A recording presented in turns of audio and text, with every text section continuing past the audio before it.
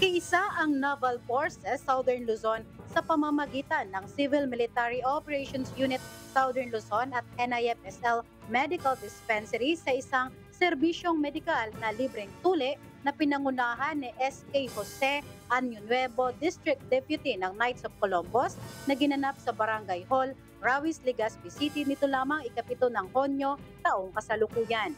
Katuwang sa nasabing aktibidad ang Knights of Columbus, Philippine Association of Medical Technologies of Rawis UST at ang BHW ng nasabing barangay.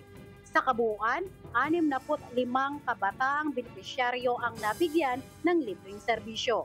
Ang aktibidad na ito ay hindi lamang serbisyong medikal, kundi isang pagpapakita ng malasakit, pagbubuklod at patunay ng patuloy na pagtutulungan sa pagitan ng Philippine Navy, mga katuwang sa pamahalaan, pribadong sektor at ang komunidad. Layunin ng aktibidad na ito na itaguyod ang kalinisan, kalusugan at kabuuang kapakanan ng mga kabataan sa komunidad upang maiwasan ang mga suliraning medikal.